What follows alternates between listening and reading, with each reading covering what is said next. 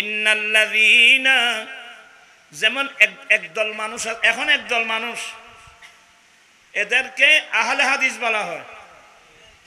মানুষ বেনা মাথা দেয়া আহলে হাদিস দলকে বাইন ইন আগে এত নোয়াছিল, এই কয়েক বছর একটি বাজ্যে দেরি ওই জাকের নায়ক আছে যে এই বেতন এখানে বেশি বাজ্যি। আর বিশেষ করে গত সরকারের মধ্যে মন্ত্রী আছিল সালমান এফ রহমান, সে ফাক্কা আহলে হাদিস, সে রাষ্ট্রীয় ক্ষমতাগুলো আহলে হাদিসের জন্য ব্যবহার করছে। ইয়া জিয়ালত এই দ্বারায় ইন বাড়ি গিয়ে আর দেশ কথা বুঝছেন। এই যে জাকের নায়ক, এরা মূলত আহলে হাদিস। তো আহলে হাদিস এরা একটা বই লিখছে, আপনারা যারা শিক্ষিত লোক এগুলো নোট করেন। বইয়ের নাম হলো কোরআন সুন্নাহর দর্পণে। বইয়ের নাম কি? কোরআন সুন্নাহর দর্পণে। এই লাইব্রেরিতে পাওয়া যায়। এই কোরআন সুন্নাহর দর্পণে বইটা লেখছে শুধু একটা জিনিস বোঝানোর জন্য, কি আল্লাহ কোথায় থাকেন। মাতে আল্লাহ। তো আহলে হাদিসের আকীদা হলো আল্লাহ শুধু আরশের উপরে থাকে, আর অন্য কোথাও আল্লাহ থাকে না। এদের আকীদা হলো আল্লাহ শুধু আল্লাহ আরশের সমাসীন। কিন্তু দলিল দিয়েছে কোরআন শরীফ থেকে, আর রহমানু আলাল আরশি ইস্তাওয়া সুম্মা ইস্তাওয়া আলাল আরশ, এই আয়াতগুলো দলিল দিয়ে, অথচ এই আয়াতগুলো আল্লামা জালালউদ্দিন সুয়ুতী রাহমাতুল্লাহ আলাইহি ইতকান ফি উলুমিল কোরআন এখানে লিখছে যে এই আয়াতগুলো আয়াতে মুতাশাবাহা, যেগুলোর অর্থ আল্লাহ ছাড়া আর কেউ জানে না। আয়াতে মুতাশাবাহ দিয়ে, অর্থাৎ আয়াতে মুতাশাবাহা মানে ওই সমস্ত আয়াত যে আয়াতের অর্থগুলো একেবারে অস্পষ্ট। যেমন কোরআন শরীফ শুরুতে আলিফ লাম মিম, এগুলোর অর্থ কেউ জানে? এটা আল্লাহ আল্লাহ রাসূলই জানে। যে আয়াতগুলো দলিল দিয়ে আল্লাহ আরশের সমাসীন বলছে, এই আয়াতগুলো হলো আয়াতে মুতাশাবাহা। তো স্কুল কলেজ ইউনিভার্সিটির ছাত্র ভাইয়েরা এরা কি আয়াতে মুতাশাবাহা বুঝে? অনেক মাদ্রাসার ছাত্ররা পর্যন্ত আয়াতে মুতাশাবাহা কি বুঝতে পারে না। তো ওদের আকীদা হলো আল্লাহ কোথায় থাকেন? আল্লাহ আরশেই সমাসীন। নাউজুবিল্লাহ বলেন না। তো আরশে যদি সমাসীন বলা হয়, তাহলে আল্লাহর একটা সীমা হয়ে গেল। মানুষ আল্লাহর একটা কি হয়ে গেল? আল্লাহ সীম না অসীম? একবার দিনাজপুর ওইদিকে একটু লোকগুলো বেশি। আমার আবার অনেক ভক্ত আছে, আহলে হাদিসের মধ্যে আরো ভক্ত আছে। আমি যে সোনার মদিনা পড়ি না, এরা একেবারে তার জন্য পাগল। অনেক ভক্ত আছে। তো এক মাহফিলে আমাকে বলতো, নুরি হুজুর আল্লাহ কোথায় থাকেন? তো প্রশ্ন দেখে তো আমি বুঝতে পারলাম এরা কোন দলের মানুষ। এরা আহলে হাদিস। এদের আকীদা হলো আল্লাহ শুধু কোথায় থাকেন? আরশের উপরে থাকেন, আর সে সমাসীন। তা আমি বললাম, চিন্তা করলাম যে এদেরকে যদি আমি কোরআন হাদিস দিয়ে দলিল দিই, এগুলো বুঝবে না। আমি এমন একটা কথা বলবো যে কথাটা বলার পরে দ্বিতীয় প্রশ্ন করার কোনো সুযোগ নেই। আমি বললাম, ভাইজান আপনাদেরকে ধন্যবাদ, মোবারকবাদ, প্রশ্ন করার কারণে আপনাকে ধন্যবাদ। তবে আপনি প্রশ্ন আল্লাহ কোথায় থাকেন? আমার ভাইয়েরা সবাই মনোযোগ সহকারে শুনুন। আল্লাহ হলেন স্রষ্টা, বাকিগুলো সৃষ্টি। আরশ এটা একটা সৃষ্টি, কুরসি এটা একটা সৃষ্টি, আসমান সৃষ্টি, জমিন সৃষ্টি। এক কথায় আল্লাহ ছাড়া যা কিছু আছে সবগুলো আল্লাহর সৃষ্টি। বলে হ্যাঁ এটা ঠিক আছে। তা আমি বললাম, ভাইয়া আরশ যেটা বলছেন আল্লাহর আরশ, এটাও তো আল্লাহর একটা সৃষ্টি। আরশ যেটা আছে এটাও তো আল্লাহর একটা কি? তো আল্লাহ তো স্রষ্টা, তো আরশ এটা একটা সৃষ্টি, তো আরশ বানানোর আগেও তো স্রষ্টা ছিল। কথা বুঝতেছে না? আরশ বানানোর আগে স্রষ্টা ছিল না, কারণ আরশ এটা একটা সৃষ্টি, কুরসি এটা সৃষ্টি, আল্লাহ ছাড়া সবগুলো সৃষ্টি। তো সৃষ্টির আগেও তো স্রষ্টা ছিল। তো আল্লাহ কোথায় প্রশ্ন করছেন? আরশ বানানোর আগেও আল্লাহ যেভাবে ছিল এখনো এক পয়েন্টের মধ্যে প্রশ্ন টশ্ন সব শেষ। হ্যাঁ, আসলে জ্ঞান রাখতে হবে। আমরা যে যুগে আসলাম না, জ্ঞান ভালো করে, জ্ঞান ভালো মানুষের আশ্রয় না নিলে আপনি যে কোনো মুহূর্তের মধ্যে কি করবেন? অ্যাক্সিডেন্ট করবেন। এই আল্লাহকে আরশে সমাসীন, আল্লাহর আরশের মধ্যে সীমাবদ্ধ করা, এটা আল্লাহকে ডাইরেক্ট কি দেওয়া? কষ্ট দেওয়া। আরেকটা তাফসীর আছে, ইন্নাল্লাযীনা ইউযুনাল্লাহ, নিশ্চয় যারা আল্লাহকে কষ্ট দেয়। বলে আল্লাহকে কষ্ট কিভাবে দিবে? বলে এক তাফসীর হলো ইন্নাল্লাযীনা ইউযুনা আউলিয়া আল্লাহ। আল্লাহকে কষ্ট দেওয়া মানে আল্লাহর আউলিয়া ইকরামদেরকে, আল্লাহর ওলিদেরকে কষ্ট দেওয়া, আল্লাহর আউলিয়া ইকরামদেরকে কষ্ট দেওয়া। বলে এটা কোত্থেকে নিলেন? কেন? হাদিসে কুদসি বুখারী শরীফের মধ্যে আল ইমাম বুখারী হাদিস নকল করছেন। আল্লাহ বলেন, মান আদালি ওয়ালিয়ান ফাকাদ আযানতুহু বিল হারব, যেই ব্যক্তি আমার ওলির সাথে বেয়াদবি রাখবে, আমার কোন ওলির সাথে বেয়াদবি করবে, আমি আল্লাহ তাদের বিরুদ্ধে যুদ্ধ ডিক্লার করি। মান আদালি ওয়ালিয়ান ফাকাদ আযানতুহু বিল হারব, যে ব্যক্তি আমার ওলির সাথে, আমার বন্ধুর সাথে, আমার প্রেমিক বান্দাদের সাথে বেয়াদবি করবে, বেয়াদবি রাখবে, আমি আল্লাহ তার বিরুদ্ধে কি ডিক্লার করি। কি বুঝলেন? আল্লাহকে কষ্ট দেওয়া মানে আউলিয়া ইকরামদেরকে কি দেওয়া। আপনারা জানেন, আমি আজকে 16 বছর ধরে এই দেশের মধ্যে যৌতুকের বিরুদ্ধে আন্দোলন, মাদকের বিরুদ্ধে আন্দোলন, আমরা আত্মুলি ওয়াদা করি আমরা নবীর সুন্নাত মোতাবেক চলবো, কিন্তু বিয়ে করতে গেলে নবীর সুন্নাত আসেনি। কথা বলছেন না কেন? বিয়ে করতে গেলে নবীর সুন্নাত আছে? বিয়ে করতে গেলে এই ফয়লে হবে দাবি আই বড় যাত্রী খুদুন ইন্নামা থেকে মানুষ এখানে ফয়লে হবে দে ইয়া বৈরাত খুদুন সত্যি বাসা ধরি ও বৈরাত খুদুন মানে আর খুদুন মানুষের ভাত খাওয়াবে। তুমি ভাত কিনলে খুঁজি না? ভাত কোনোদিন না দেখো তুই মেয়ের বাবার কাছে খাবার দাবি করা বেদাতে সাইয়্যা হারাম। ধ্বংস হয়ে গেছে সমাজ। এতগুলো মাহফিল যায় কোথায়? শুধু হুজুরকে, হুজুর সুন্দর ওয়াজ করবে, হুজুর সাবার যাবার সময় এক মুদা টাকা দেব, আর আপনারা আমরা যাবার সময় বিরিয়ানির প্যাকেট নিয়ে ঘরে যাব, এটাই ওয়াজ। আজকে সিদ্ধান্ত নিতে হবে।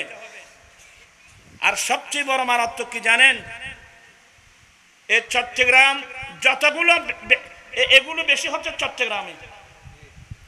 আমি যখন নর্থ বেঙ্গলে যাই, পঞ্চগড়, নীলফামারী, সৈয়দপুর, দিনাজপুর, কুষ্টিয়া, বগুড়া, বিভিন্ন জায়গায় যাই, যখন বক্তব্য রাখি, নুরি হুজুর বাবা আমাদের এখানে এগুলো নাই, আমি আশ্চর্য হয়ে যাই। আর আমি হলাম চট্টগ্রামের মানুষ। মোগল আমল থেকে এই চট্টগ্রামের নাম ইসলামাবাদ, কিন্তু ইসলামাবাদ থেকে ইসলাম একেবারে বিলুপ্তির পথে। এই যৌতুক প্রথার কারণে এখানে দেখেন না, হাজার হাজার গরিব করে মেয়েরা উপযুক্ত, যৌতুকের কারণে মেয়েদের বিয়ে হচ্ছে না। কত মেয়ে স্বামীর ঘরকে লাঞ্ছনার শিকার হচ্ছে কেন? আমি নবীর সুন্নাত মোতাবেক আমার রাসূল নিজে শাদী করে আমাদেরকে প্র্যাকটিক্যাল বিবাহের পদ্ধতি শিক্ষা দিয়েছেন। আমরা নবীর সুন্নাত মোতাবেক বিয়ে করতে চাই কি চাই না? আজকের মাহফিল থেকে ওয়াদা করবে, হুজুর আমি বিয়ে করব, তবে যৌতুক ছাড়া, পিওর নবীর সুন্নাত মোতাবেক আমি বিয়ে করব। তো বিয়ে কোন উদ্দেশ্যে করবা? তোমরা বুঝবা না, এগুলো আমি বুঝিয়ে দিচ্ছি। বিয়ে করবা, মাওলা আমি বিয়ে করব সুন্দরী বউ নিয়ে এনজয় করার জন্য নয়, আমি বিয়ে করব এক নম্বর নবীর সুন্নাত পালনের উদ্দেশ্যে। আমি আমার নবীর একটা সুন্নাত আদায় করব, নবীর সুন্নাত আদায় করার উদ্দেশ্যে বিয়ে করব এক। দ্বিতীয় নম্বর, আল্লাহ আলেম উলামাদের জবানে শুনেছি, আল্লাহ মা বিয়ে করছি এনজয় করার জন্য না, আল্লাহ তোমার পক্ষ থেকে একজন নেককার সন্তান, যে সন্তান 5 ওয়াক্ত নামাজ পড়ে পড়ে দোয়া করবে, আল্লাহুম্মা রাব্বিরহামহুমা কামা রাব্বায়ানি সগীরা, যেই ছেলের দ্বারা দুনিয়া তো মা বাবার মুখ উজ্জ্বল হয়, কবর হাসর কিয়ামতের মাটিও মা বাবার মুখ উজ্জ্বল হয়, এমন নেককার ছেলে পাওয়ার উদ্দেশ্যে আমি বিয়ে করেছি। এই নিয়তি বিয়ে করলে আল্লাহর কসম করে বলছি আপনি কোনোদিন যৌতুক দাবি করতে পারবেন না। এমন প্রেমিক ছেলে, হুজুর দুনিয়া যেদিকে যাক, আমি আমার রাসূল যেদিকে আমি সেই দিকে, অতএব আমি যৌতুক ছাড়া, যৌতুক দিলেও নেব না।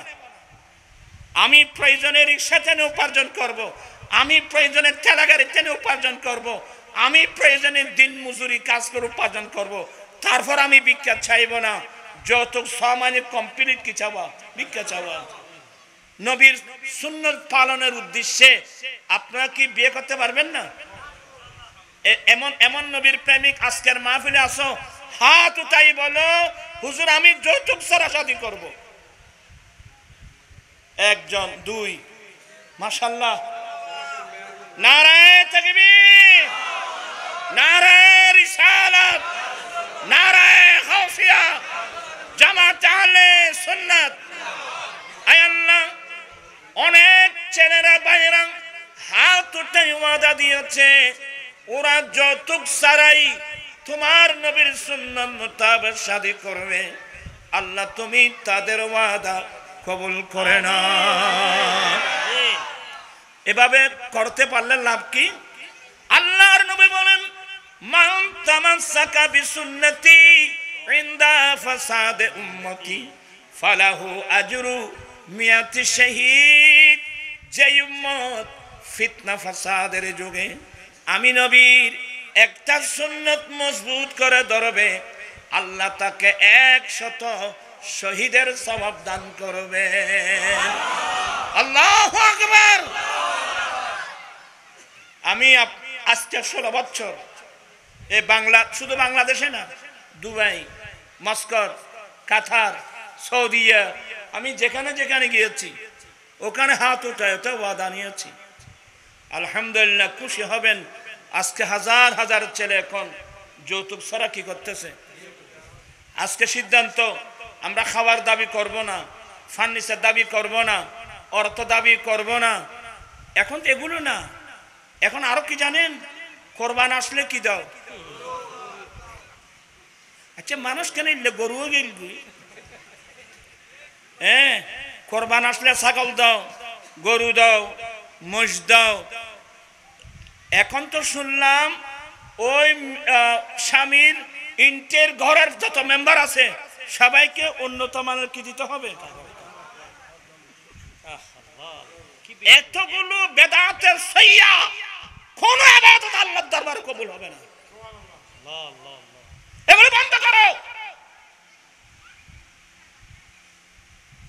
এগুলো কাসামার ছিল না, এগুলো এদেশের মন্ত্রী মিনিস্টারদের কাজ ছিল। এদেশের প্রধানমন্ত্রী মহিলা, বিরোধী দলের নেত্রী মহিলা, স্পিকার মহিলা, শিক্ষামন্ত্রী মহিলা, এতগুলো মহিলা মন্ত্রী থাকতে এই দেশের নারী জাতির উপর যৌতুক প্রথা থাকতে পারে কিভাবে? এনে তো বেগুন তুনগ খাবিল রাজনীতিবিদ, বিরাট রাজনীতিবিদ। আমি ভাইদেরকে অনুরোধ জানাবো, এগুলো আপনাদের ছিল। আমার মানবতা আমাকে বাধ্য, আজকে 16 বছর আমার আঞ্জুমানের রেজবিয়া নুরিয়ার উদ্যোগে এই যৌতুকের বিরুদ্ধে আন্দোলন, পাশাপাশি মাদক। আমরা কোরআন হাদিসে পড়ছি সারাম্মত, এখন নতুন নতুন নাম ফেন্সিডিল, ইয়াবা, বাবা, এরা আছে না, বাবা এটাও আছে না, এটা মাহফিল দিল পাঙ্কি পাইব বেগুন বোতলই খায়, দুরিয়ের মরে যাবে তো। নাউজুবিল্লাহ বলেন। একটু দরে করে হয়ে যাবা দি, বয়স্ক মানুষ তো ব্রেনও এখন খরামিক্য নিয়ে গিয়ে না, আর এখন খরামিক্য নহলে ওই তো ভাইব এই কথা। আর ভাই মনার নইমুদ্দিন আল কাদারি আসিল দি, এ বেশ সুন্দর করে করে হইতো দে। আল্লাহ জান্নাত নসিব করো। কথার নাম লতা একটু বেড়ে যাচ্ছে আর কি। সবাই জ্ঞানী গুণী মানুষ, মা বোনরাও কে কোথায় আছে শুনেন। এই যে ঐশী নামক একজন মেয়ে, কি নাম? ঐশী, পুলিশ সুপারের মেয়ে। মা বাবা দুজনকে সে জবাই করাই দিল। পত্রিকা দেখলাম এই মেয়েটা কি করে, নিশে করে বল। এখন বন মাই ফলো মরত অধ্যক্ষে বিড়ি খাতে করতে রানি করি করি গুহা গুছো না থাকতে ধরিয়ে জানোয়ার করত। আমার ভাইরা সবাই শিক্ষিত মানুষ, অত বিস্তৃত শব্দ বললাম। আমি তো এসব বিস্তৃত শব্দ বলি না, দুঃখ করে বললাম। যারা ধূমপান এড়ো, তোমার এড়ো আছো তো ফকড়ে ফকড়ে বউ তো করত বিড়ি বেফকড়ে তোমার মারে। এখানে লিখা আছে ধূমপান স্বাস্থ্যের জন্য, লিখা আছে ধূমপান স্বাস্থ্যের জন্য ক্ষতিকর। এরপরও ও আর এক বোঁদা বল বিড়ি দেওয়া না, কি এন্ন বল না, আর এক বোঁদা গ্যাস্ট্রিক ব্যায়াম দেয়। আজকে এগুলো খেতে খেতে হবে গ্যাস্ট্রিক, গ্যাস্ট্রিকের পর হবে আলসার, আলসারের পর হবে ক্যান্সার, ক্যান্সারের পরে স্লোগান আসবে তুই এখন দেখছার। ওই খবরস্থানের যাগুদা নাউজুবিল্লাহ বলবেন না। আমি আমার ছেলেদেরকে বলছি, আসলে আপনাদের দোষ না, আমরাও ধূমপান করতাম। আমি আত্মসমালোচনা করনে বলা মানুষ, এই দোষগুলো আমাদের মধ্যে হচ্ছিল, কিন্তু আমরা গবেষণা করতাম আমি কে কাজটা ভালো করছি। এখানে লিখে আছে ধূমপান স্বাস্থ্যের জন্য, আর স্বাস্থ্যটা কত বড় আল্লাহর একটা নিয়ামত। হ্যাঁ, আপনাদেরকে বলবো আপনারা বিড়ি সিগারেট এগুলো ছেড়ে দেন। আমাদের জন্য দুর্ভাগ্য, এক এক সরকার আছে এক এক আইন করে। বিগত সরকারের আমলে এক মন্ত্রী আইন করলো, প্রকাশ্যে ধূমপান করলে 50 টাকা জরিমানা হয়েছে না মাতে। প্রকাশ্যে ধূমপান করলে এবার মানি বুঝো না, চুরি হদে চুরি করবই গিরিস্তরে হদে। প্রকাশ্যে ধূমপান কর কি মানি লুয়ে লুয়ে আগু কথাই নইলেই। প্রকাশ্যে ধূমপান করলে 50 টাকা। আমি দেখলাম চট্টগ্রাম, বাংলাদেশে বিভিন্ন তেমনি চমনি রাস্তার মাথায় ট্রাফিক হলে ফুট ফুট ফুট বিড়ি খায়। এটা 7 জরিমানা কেন করিনি? এগুলো দুঃখাবাজি। এগুলো না করে একটা যদি কাজ করা হয়, টাবাকু কোম্পানিটা আমি বন্ধ করে দিলাম, টাবাকু কোম্পানিটা আমি বন্ধ করে দিলাম, অটোমেটিক বিড়ি সিগারেট কি হয়ে যাবে, বন্ধ হয়ে যাবে। এগুলো করবে না। এমনি বড় বড় মন্ত্রী মিনিস্টার আমি বেগুন চিনি পাইব এই মদানত নরজি ইত্তাকুল্লাহ, আল্লাহকে ভয় করো, আল্লাহকে ভয় করো, আল্লাহকে ভয় করো। গাইডিয়ান সরকার মানে একটা গাইডিয়ান, গাইডিয়ান কাকে বলে? যে সব সময় পরিবারকে পাহারা দেয় কিভাবে আমার পরিবারের ছেলে সন্তান উন্নতি করবে। কথা বুঝছো না?